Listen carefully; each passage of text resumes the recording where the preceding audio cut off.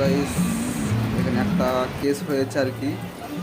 মেয়েটা ভেবেছে ও নাকি দেখতে পায় আর কি, তার জন্য মেয়েটাকে এইভাবে চেষ্টা করতে, দেখো তো না জানার, জানে না ও দেখতে না পায় আর কি, কিন্তু ও অন্ধ গাইস, ও অন্ধ গাইস।